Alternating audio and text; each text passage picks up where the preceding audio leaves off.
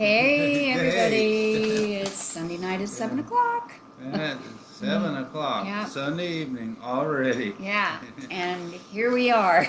We are a little rattled, but it's for a good reason. We just had a great weekend spent in Spokane with our family, two of our grandsons, and our daughter and her husband.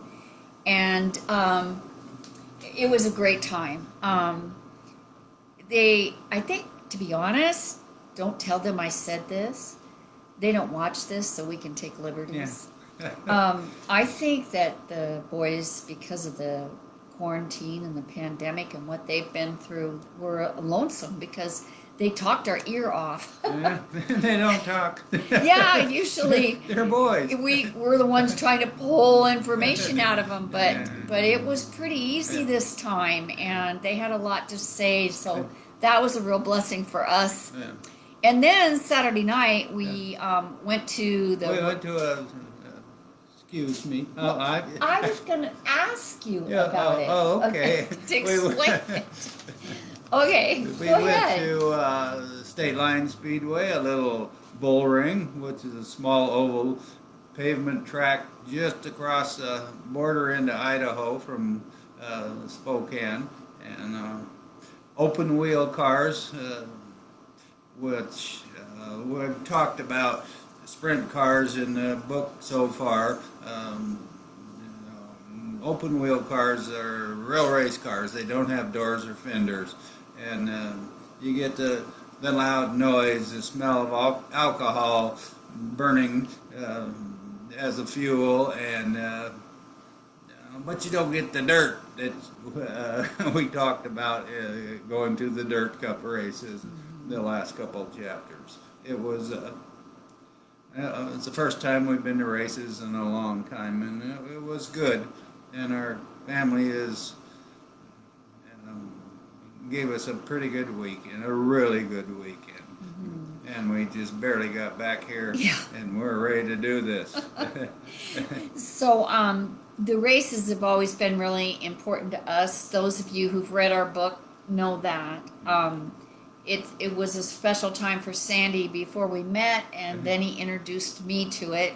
So, anyway, so tonight we're going to read chapter 27. From our book, Yes. In Spite of Us, a love story about second chances. It's available. Any bookstore can order it if they don't already have it. You can get it on Amazon or Barnes and Noble.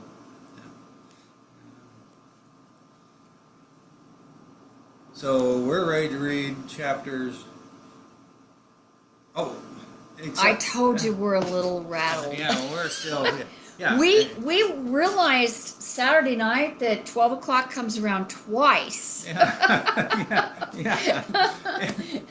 And tonight we're going to be giving away a copy of this book, Chicken Soup for the Soul, 101 Feel-Good Stories. Laughter is the best medicine.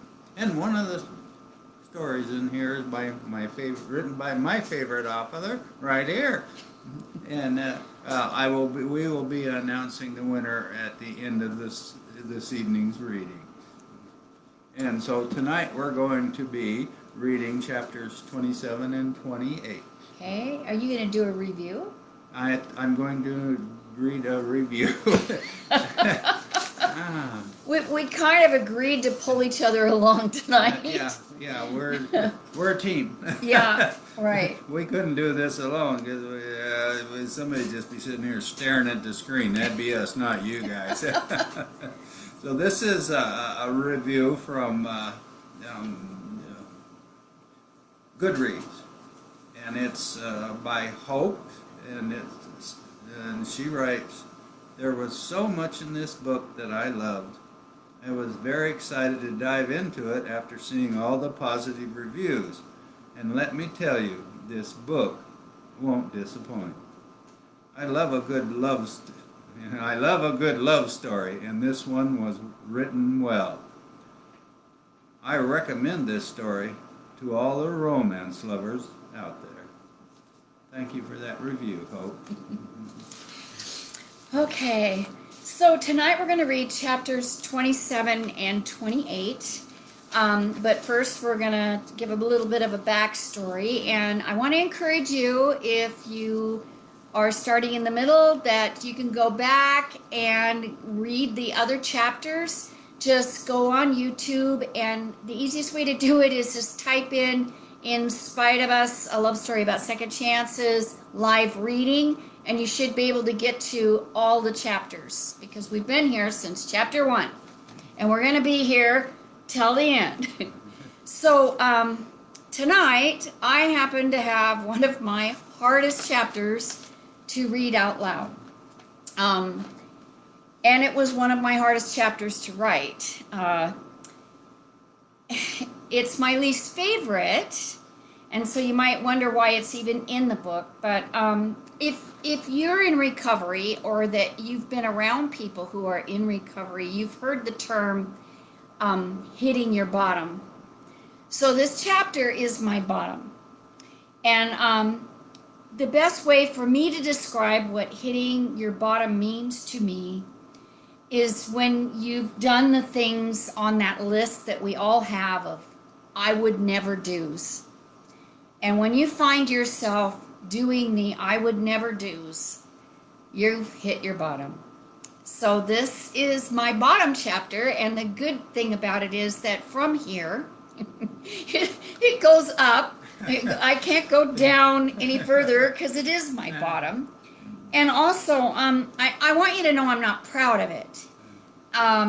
And that I have considered many times when we were writing it to leave this chapter out. And I asked God numerous times if it was really necessary. I prayed for the answer, but each time I heard the same thing, include it. Then I started asking why.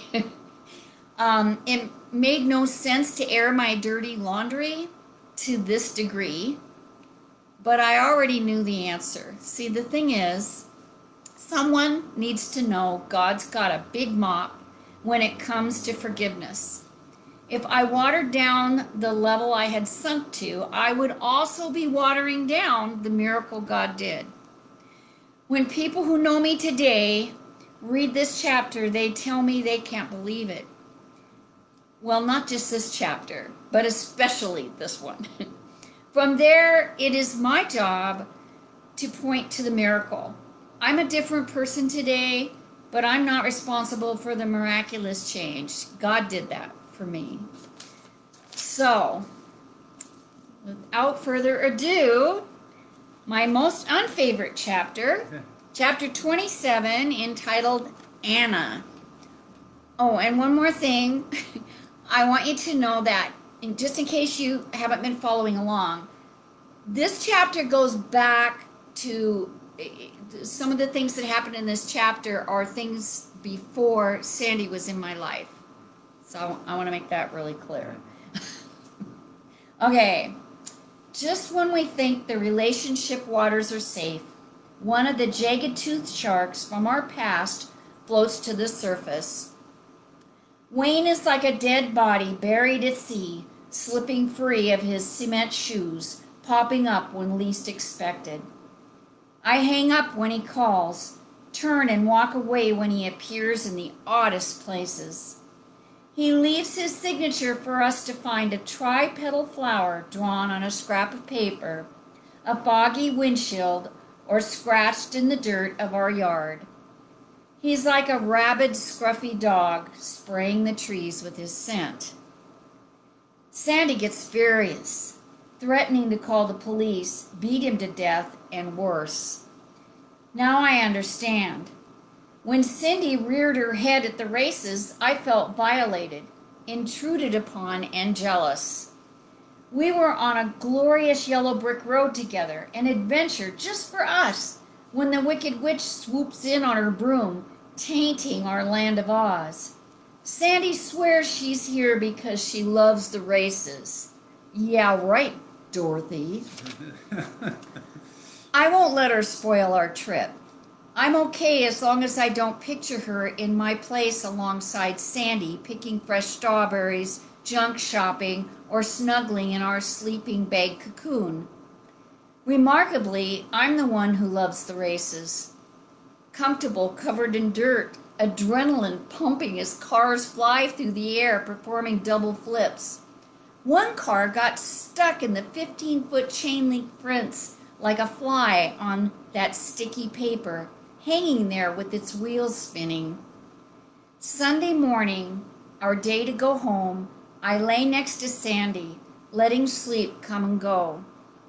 The rain and wind gently rocked the van, harmonizing with Sandy's snores. Whoosh, growl, snort, whistle. Whoosh, growl, snort, whistle. I press next to him like a sock fresh from the dryer, stuck on the back of a t-shirt. He lets out a lion-like purr, rolls over, leans in for a kiss, and plop, splat, the air vent above our heads gives way under the weight of a built-up rain, dumping buckets of icy cold water atop our heads, sleeping bag, and mood. Desire drowned, we wring out the sleeping bags and pillows, sopping up puddles with towels and dirty laundry. Damp bedding hanging on the windows over the orange and brown drapes, we head home. Riding shotgun next to Sandy, sunshine flashing through the trees like an old movie reel, I'm content. There's some perks to the sober anomaly. This trip was the best time sober I can recall. That doesn't mean I plan on taking up the sport. I'm just saying I had a great time. Since knowing Sandy, my alcohol consumption has nearly dried up. I have a red beer or a glass of wine because he thinks it's some great feat. It's uncomfortable for me. I drink for a good time, not to quench my thirst. As much as I enjoy each moment with Sandy, I miss the party life. I love bars, loud music, crazy people, and dancing. The trick is knowing how to control your drinking. I had to learn the hard way to stay away from Mixer. It's the real bad guy. It's hard on the gut and you wake up with a nasty hangover. My optimal drinking regimen begins with vodka, straight up with 3 olives. When the whirlies, room spinning, threatens, I switch to coffee and Kahlua. This supplies enough caffeine to perk me up, keep my words from slurring, and avoid sloppiness. When the whirlies subside, I go back to vodka mixed with Kahlua. If I get the timing right, no nasty side effects, blackouts, angry people, or new unwanted friends. There are many disadvantages to what I call sober by association. At the office, party types treat me like a 1920s prohibition officer. Yet the depressed, slow-talking, long-winded types circle my cubicle like seagulls at McDonald's. Pete Anderson, the peskiest office ghoul, corners me at least once a day. I don't know what church he attends, but it most likely has a sign that states something like, "Welcome, Christians! Hellfire and brimstone are us." Pete's segue to hell is not subtle. He jumps from casual weather chit-chat to doom and gloom in one breath. While sharing horrific graphic details of my future, his face reddens and the volume climbs. Eventually, I interrupt, squeezing through the cubicle, excusing myself. "Sorry, Pete. As long as it's not happening today, I've got work to do." Even at home, the side effects of sobriety by association are not what I'd expect. Haley and Jay prefer to hang at their dad's, where most weekends there's a party. I'm the dud parent. To compete with dad's party nights, I schedule game nights and feasts. I follow advice in parent magazines, conducting family meetings and asking questions like, How do you feel about that? It's just the four of us. No parties or big family gatherings. In the divorce, I gave Jerry custody of the 14-year friend list in exchange for a smaller dose of guilt. Besides, I don't think anyone would have forgiven me, being the harlot and all. Sandy's sober friends are okay, but golly gee, guys, can you talk about something besides drunkalogs? We also tried involving Haley and Jay in AA open functions, but seriously, if you're not one of them, the tennis match of slogans gets droll mighty fast. That life is not what I want for them, living a life where alcohol and drugs are the boogeyman, believing you have no power or willpower. That's not how I've raised them. Holidays break my heart. They travel back and forth between Dad's party and their new family of unknowns. Schedule splitting, awkward introductions, feeling left out of lifelong family jokes and traditions are just a few of the repercussions you don't see coming when you decide willy-nilly to exit one family and enter another. The Palmer clan is great. It's not their fault we joined the club late. My children don't have it that easy at their dad's either, repeatedly answering the popular, insincere question, "How's your mom?" They're just digging for dirt. What's done is done. I couldn't put things back together if I wanted to, and the thought of going back to life before I met Sandy is frightening. I still wonder about that pitiful prayer, begging God to send someone to love me.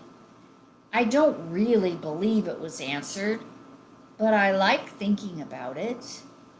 If there is a God, would he answer a puny prayer from someone who only speaks to him when they're desperate? Besides, Forrest wrote prayers designed for public show. That's the only times I've ever prayed, usually when the pain of shame is unbearable and I don't have a better idea. I don't know how Sandy would feel if he knew some of the things I've done in the past. Before I met him, during the season with Wayne, I suffered shame. I couldn't get it off me. Like a dog rolling in dung, I kept adding more stench. At my lowest point, I packed a bag, fleeing to Spokane on a whim. It was after another ho-hum getting dumped by Wayne episode, and the same week the university psychologist prescribed lithium. She insisted, stating she feared I might harm myself. I had to calm the woman down. With Haley and Jay at their dad's for the weekend, I drank a little wine and a lot of vodka. I'd tired of circling Wayne's house and I needed a geographic shift is the best I could do. I popped 2 breath mints, grabbed my credit card, the bag, and headed for Spokane. I chose it because it's a big city with plenty of self-destruction potential. By the time I arrived, I was sobering up, doubting the plan, losing trust in the almighty Visa card. The quickest solution was a shopping mall bar. After a ladylike white wine, I felt sluggish, so I visited the coffee shop next door for caffeine and my first food of the day, a sugary pastry. I studied the couple 3 booths down. The woman is my age, but nothing like me. She's poised, soft-spoken, confident, and at ease with herself. The man next to her responds to her conversation with questions, uh-huhs, and nods. They look comfortable on the cover of a romance novel. Soon, maybe to avoid my stares, they get up to leave. He placed his arm on the small of her back, steering her gently out the door. As they passed by my booth, I felt that familiar less than jab in my gut. Then I saw it, sitting on the floor of the booth where they'd sat, a Nordstrom bag. I like to think most days I would have spoken out, returning the bag to them. But this day was not a day to be helpful or nice. I collected it from the booth. I walked swiftly to the nearest ladies' room. In the bag was a white t-shirt made by Guess, a brand I look for in Goodwill, but would never buy new. The receipt proves she paid full price of $40 with no sale discount. The bag is heavy. Stuck in the bottom corner is a men's leather billfold. It probably wouldn't fit in his back pocket because it was bulging with credit cards, membership cards, and a gold key to some fancy men's club. $300 cash plus the normal stuff like a driver's license. Trolling the shops, I spotted a high-end children's store, the type that moms on a budget who happily dig through piles of 3 for $1 children's jeans on a blue tarp dare not enter. Knees weak, I selected my purchases without a glance at the price tag. One shirt, a pair of Doc Marten boots for Haley, and a Levi's jacket, pants, and a shirt for Jay. I handed the sales clerk a Visa. Nary a doubt she'll trust the confidently scribbled made-up name, Anna Sequin. Channeling the poised woman from the booth at the coffee shop, I knew the clerk wouldn't check the signature, and she didn't. By the time I strutted out the mall doors, I am Anna Sequin, the woman with the perfect complexion, well-kept hair, and doting rich husband. I drove to what I guessed to be the most expensive motel in town, Spokane's Inn at the Park. In case the cops were on my tail, I used the cash to pay for a room. As Anna would surely do, I stopped at the gift shop, purchasing a $5 pair of earrings for $42. I'm high with that getting away with murder feeling, signing this receipt, Minnie Mouse. The clerk takes it with a hand proudly weighted with diamonds, glances at the signature over the top of her reading glasses, and bids me a good evening. I'm not sure if I felt Anna could charm her way around the cops if I didn't care or if I wanted locked up.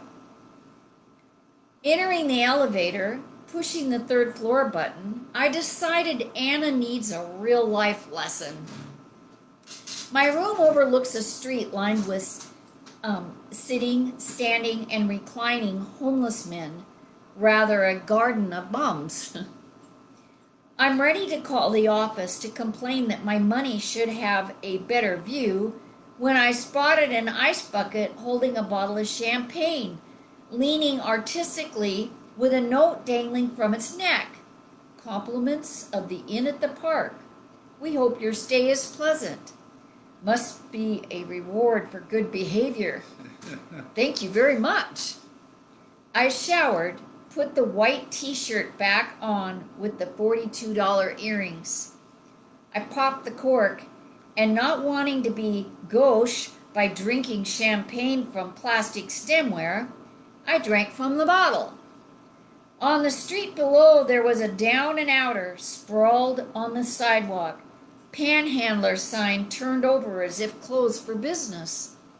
I thought about joining him, sharing my champagne and a few stories, but Anna is too chicken. I finished the bottle, watching my friends below, and left for a night in the bars. I bet sweet Anna has never experienced the sick satisfaction, self-disgust, and assurance you can't sink any further one gains from a haphazard one-night stand. There's a 1 cop per block. Excuse me. There's a 1 cop car per block quota going on as I drove around town. It's too early to go to jail, so I returned to the inn's lounge. Normally, I sit at the bar. It gives a false sense of protection, like you're not alone, just hanging with the bartender. When I entered the lounge, 6 frat boyish guys hailed me over to their table. Anna would have stuck her nose in the air and walked away, but I drug her over. Looking back on the night, I wish I'd accepted the invitation to go across the border with them to a party in Coeur d'Alene. They were fun, polite, promising to keep me safe. Stupid Anna in the white t-shirt said no, fearing they were a gang of serial killers disguised as nice guys.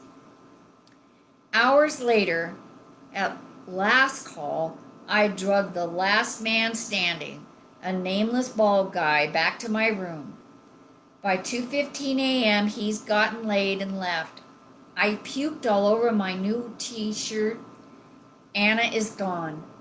If I were an alcoholic, that would have been the bottom, because there's nowhere else lower to go. Thank you, Deb. Okay, and I'm going to read my chapter 28, a little bit about this. I'm 4 years sober, almost 5, and things are better in my life than they ever have been.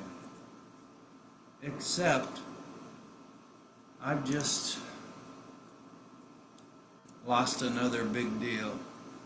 Something that I was looking forward to. Something that I earned this. I worked for this. And it's just taken away from me. And I'm living with Deb in her home that used to be her and her ex-husband's home, and that's not I wasn't comfortable there. The kids, Jay and Haley, great kids, but they don't need me in their life, don't really want me in their life.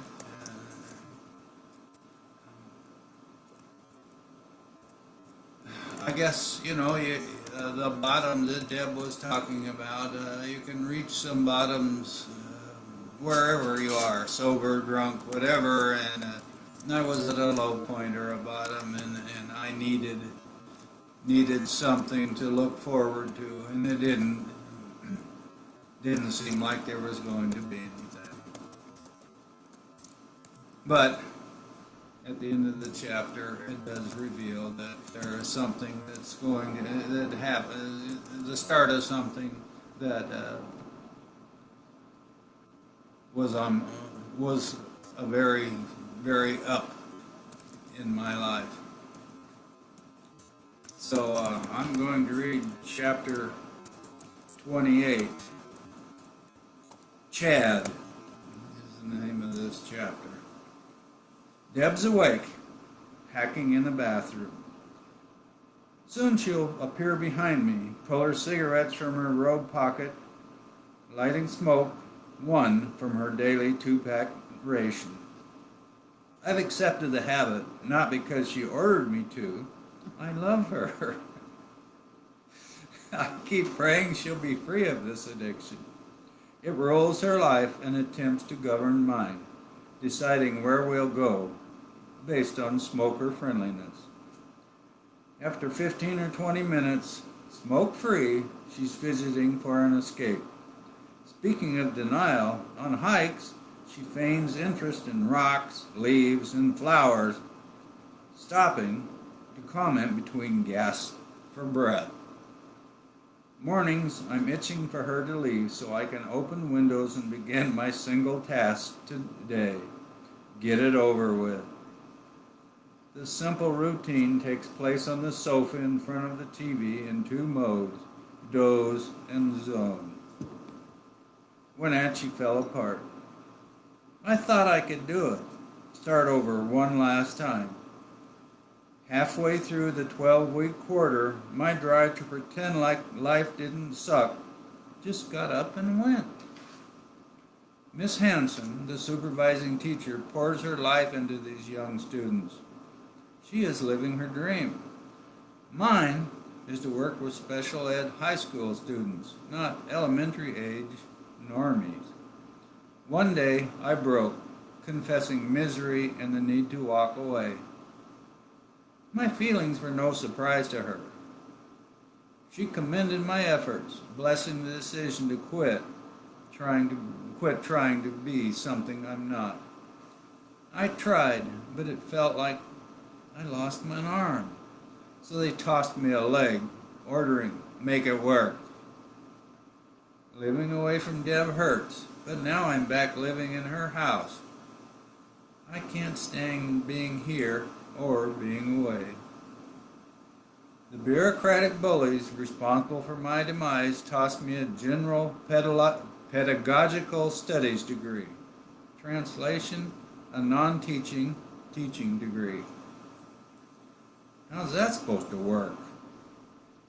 Deb pushes me daily to apply for a job where she works, or worse, go through the program she teaches. We both know I don't need her class, but it could open doors leading to a decent job. I want what I work for, a special ed position. If I can't have that, I'd just as soon go back to truck driving or staying here on the sofa. I'm in good company. Our dog faithfully naps at my side. He's the ideal down-and-out friend with worse problems than me, i.e. his name. The odds of a respectable dog name were good, a 75% chance.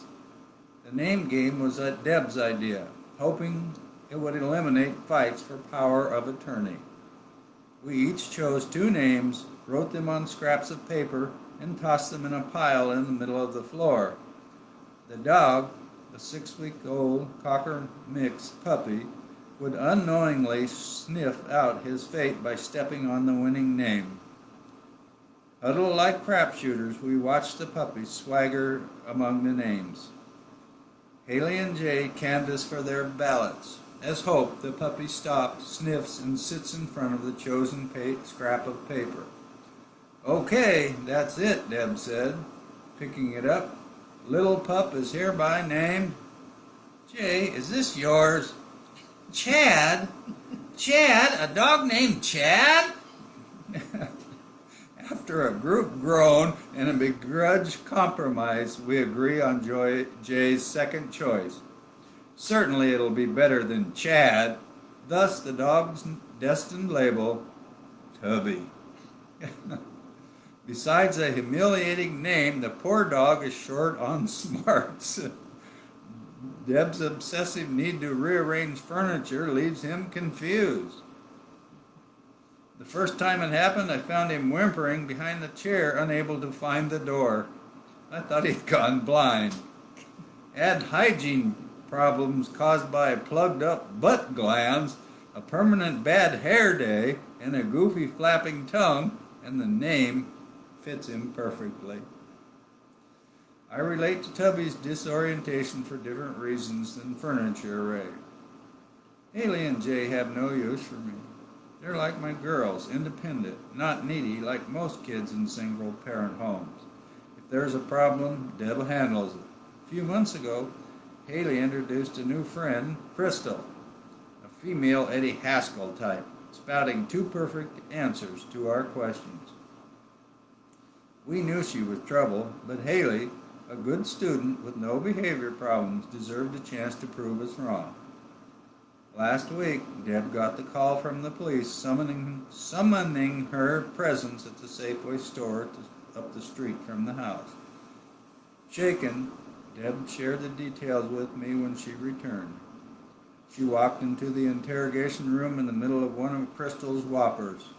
Flashing Crystal the stop sign hand, she ordered Haley to spill the beans. Now. Deb said she could see the need to fess up on her face. And she did it. All of it. She'd been lying to us about the makeup, jewelry, and random stuff, saying they were gifts for good boys purchased with saved babysitting money. We believed because we wanted it to be true.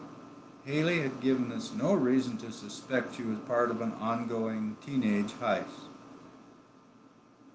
I haven't earned the right to speak into Haley's life. We don't have a relationship. In my defense, Deb and I don't carry the same parent manual. She snarls and takes the mother bear stance if she thinks I'm using authoritarian methods. We don't agree, so I let her handle things. It's not easy sitting on the end of Haley's canopy bed, speaking to the mute, eye-rolling girl with Deb eavesdropping in the hall. I'm the man living with Mom. No power or respect in that. Later, when the shoplifting drama died down, Deb tells me she spoke with her bosses, and they think I'm a perfect candidate for their job program. They need success stories. They know you'll improve our statistics. They need you. She's referring to the overload of clients who fail to complete the fully funded training. They skip the getting a job step, preferring the familiar, less troublesome mailbox employer. Attending my girlfriend's class as the poster boy for a job success sounds awful, but how can I say no? Since Central Washington University put the screws to me, I've applied for one bad joke of a job, a sales position at Harris Office Supply. It's the only job advertised that my back could survive. Waiting for the interview to begin, I pictured my future in a plaid suit, living life as Herb Tarlick from the TV show WKRP. How did I end up here? I rode the plastic horse around the education merry-go-round. I wanted to teach special ed, not sell office supplies. What do you think about riding to work with me tomorrow? They want you to come in for an assessment. It'll be fun. We can go to lunch after. Sure. Okay, so want to remind you to share this video. Yeah. Because that way your name goes in on a list, and then we have a drawing like we're going to have in a minute. Well, we've already drawn out the name.